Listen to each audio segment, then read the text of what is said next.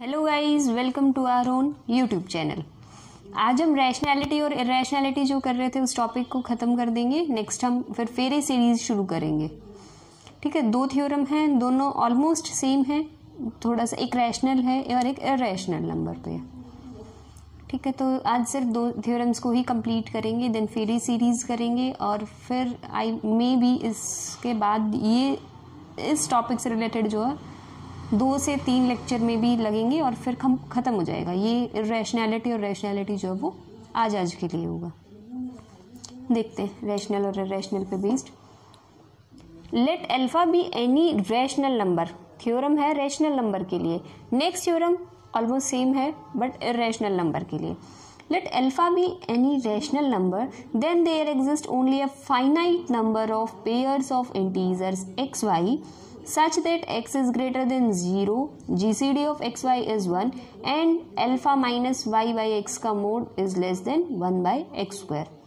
इन्होंने कहा कि अगर अल्फा रैशनल नंबर हो जाता है तो इस तरह की इक्वेशन को सेटिस्फाई करने वाला जिसमें xy का GCD 1 हो तो ऐसे पेयर फाइनाइट होंगे। ठीक है, नंबर ऑफ पेयर्स कितने होंगे? फाइनाइट होंगे। और ये एक्स वाई क्या है यहाँ? इंटीजर्स। तो और अगर हम आगे जो थ्योरम करेंगे उस थ्योरम में हम करेंगे कि अगर अल्फा इरैशनल हो जाए रादर देन रैशनल, ये नंबर अगर इरैशनल हो जाए तो ऐसे पेयर जो एग्जिस्ट करेंगे एक्स एंड वाई वो इनफाइनाइट होंगे। ठीक है, we will prove it. So right now I am proving for rational numbers. तो इसके लिए प्रोसीजर थोड़ा सा आप समझ लीजिए, क्या प्रोसीजर फॉलो करेंगे, क्या स्टेप्स होंगे। रैशनल है, उसमें हम लास्ट में हमें दिखाना है finite number of pairs exist करेंगे। तो अगर हम ये बता दें कितने पेयर एग्जिस्ट करेंगे, अगर हमें ये पता चल जाए कि नंबर पता चल जाए फिक्स्ड, अगर किसी का भी फिक्स्ड नंबर अगर हमें पता चल जाता है कि इतने पेयर ऑफ इंटीजर्स एग्जिस्ट कर रहे हैं तो हम ये कह सकते हैं कि एक्स एंड वाई की जब लिमिटेड ही वैल्यू है तो फाइनाइट हो जाएगा। और अगर हमें एक पर्टिकुलर नंबर ना मिल पाए एक्स एंड वाई का कि इतनी वैल्यूज एग्जिस्ट करेंगी, सेटिस्फाई करेंगी एक्स एंड वाई की, तो हम ये कह सकते हैं कि वो नंबर इनफाइनाइट है। ठीक है, तो हम एक पर्टिकुलर नंबर लेके आएंगे इसके लिए। देखो एक्स एंड वाई कैसा है? रैशनल, सॉरी अल्फा कैसा है? रैशनल। अगर रैशनल है तो लेट कर लिया अल्फा की वैल्यू है h बाई के, इससे अलग नंबर हमने लिया है h बाई के is greater than 0, h and k का GCD इज 1।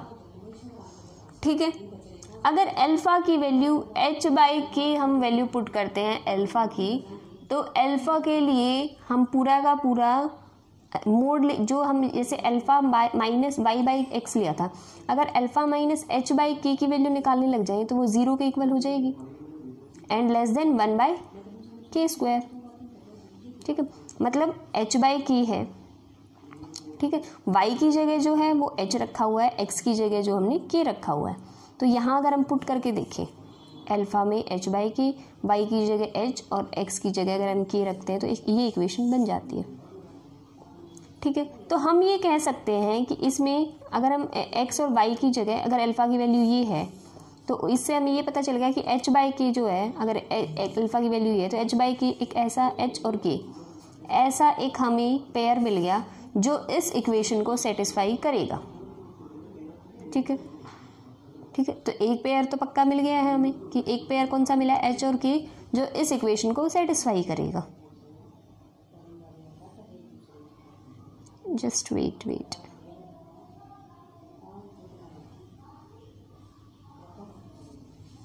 यहाँ k और h होना चाहिए था। ठीक है, उल्टा लिखा हुआ k और h। या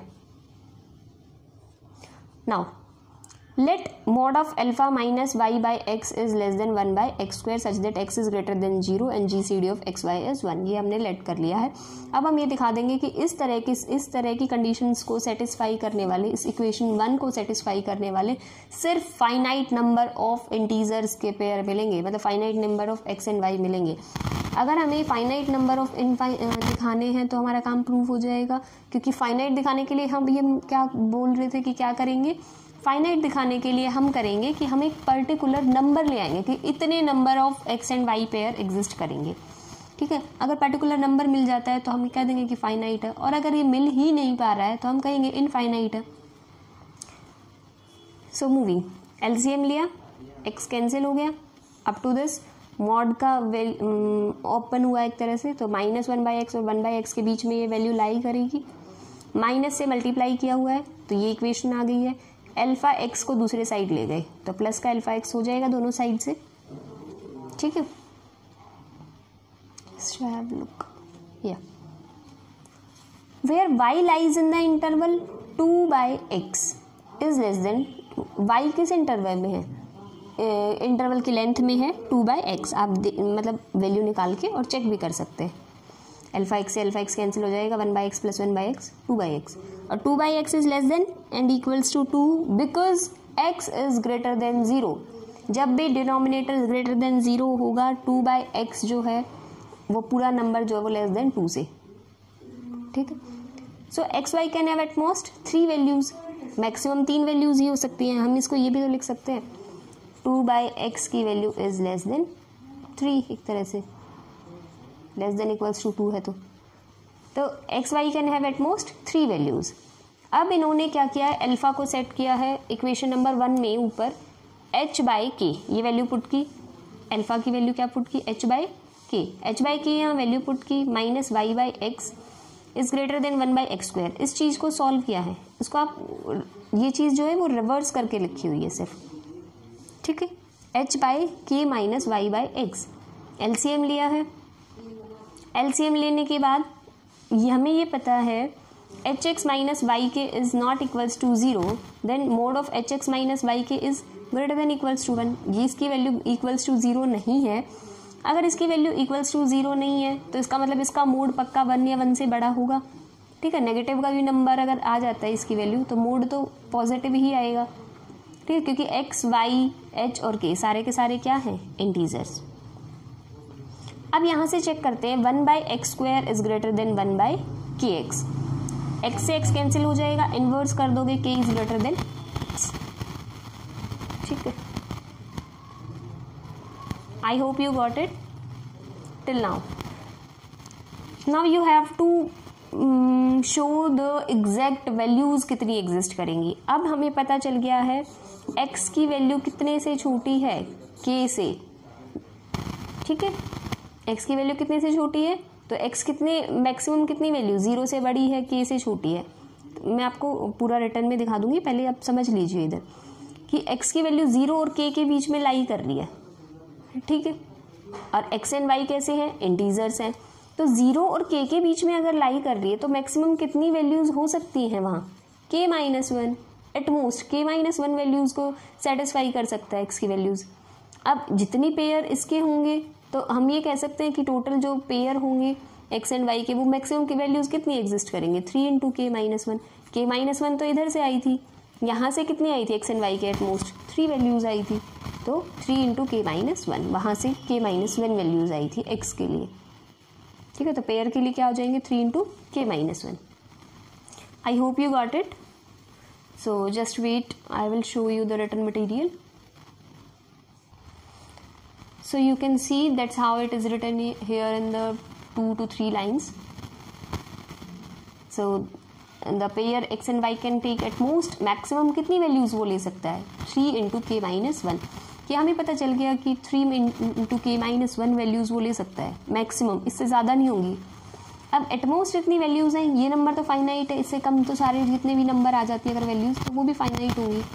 तो अगर ये वैल्यूज़ फाइनाइट हैं तो हम ये कह सकते हैं ना कि x एंड y जितने भी पेयर होंगे अगर उनकी वैल्यूज़ जो है मैक्सिमम ये हो सकती हैं।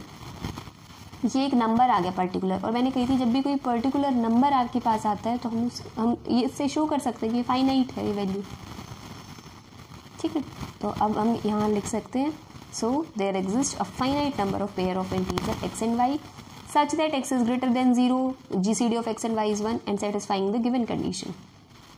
Okay, so moving to the next theorem, and next theorem is talking about irrational number.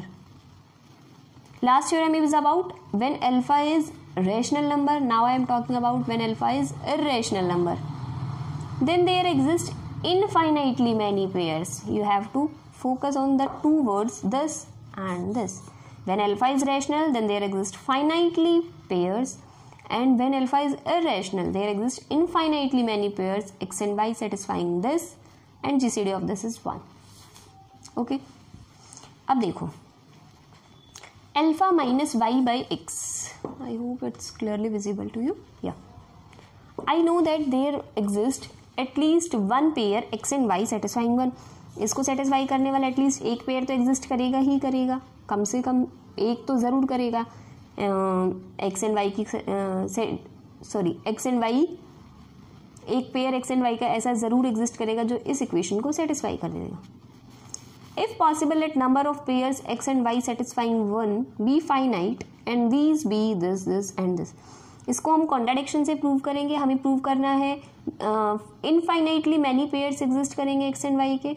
अब हम कर रहे हैं इसको कॉन्ट्राडिक्शन से, तो हम लेट करके चलेंगे कि ऐसे पेयर्स जो इक्वेशन 1 को सेटिस्फाई कर दें वो फाइनाइट ही हैं rather than infinite.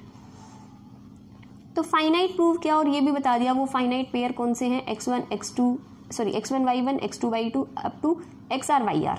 These are the finite pairs.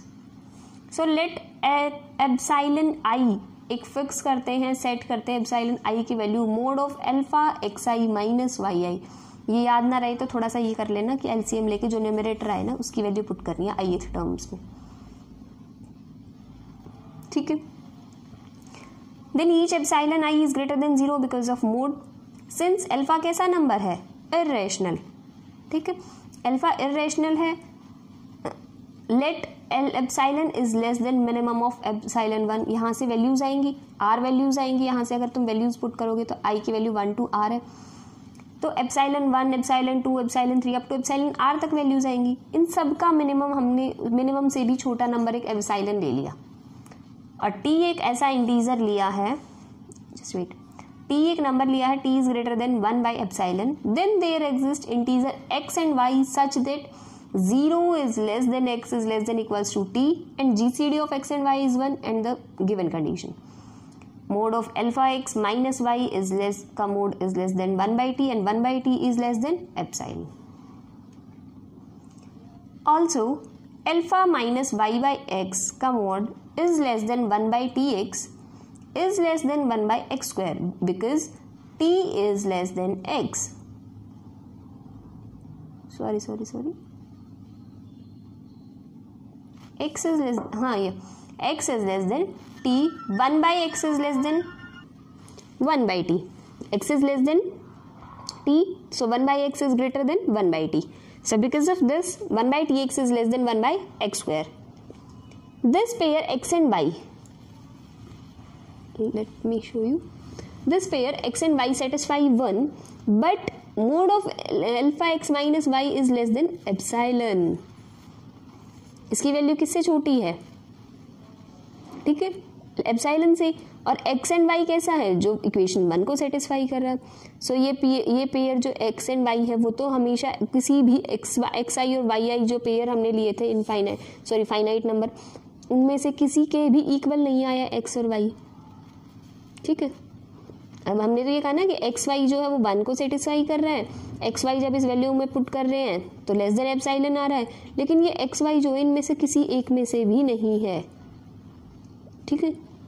So which is the contradiction, क्योंकि एक्स साइज तो पेयर तो बस यही है और इसके अलावा हम एक और नंबर ले आए एक्स एंड वाई जो इस इक्वेशन को सेटिस्फाई भी कर रहा है और इस चीज़ को भी सेटिस्फाई कर रहा है. दोनों कंडीशन को सेटिस्फाई कर रहा है हमारी जो हमें चाहिए होती है. तो इसका मतलब तो इतनी तो है ही नहीं, इसका मतलब कोई और नंबर भी है. ठीक है. तो which is a contradiction. So number of pair satisfying the given condition is infinite. ये हमने शो कर दिया है. तो ये थी दोनों की दोनों रैशनल की थ्योरम्स. नेक्स्ट टाइम हम फेरे सीरीज के कॉन्सेप्ट्स करेंगे. ठीक है. सो आए हुए हैं कि एग्जाम में फेरे सीरीज से क्वेश्चन तो आ ही जाता है 90% h by k करके, तो आप इसमें से तो आ ही जाएंगे, कोई प्रॉब्लम नहीं है. और इम्पॉर्टेंट भी है फेरे सीरीज़ का टॉपिक. सो नेक्स्ट वीडियो में हम फेरे सीरीज़ को ही स्टार्ट करेंगे. एक अच्छा टॉपिक है, इजी टॉपिक और इम्पॉर्टेंट टॉपिक है. ठीक है. सो आज के लिए इतना ही रखते हैं. Thank you guys for watching my video. If you like it please like, share and subscribe my channel. If you have any doubt, any query, you can message me on Instagram or ask your question in the comment section also. I will share my Instagram ID in the description box. You can see from there, and thank you guys.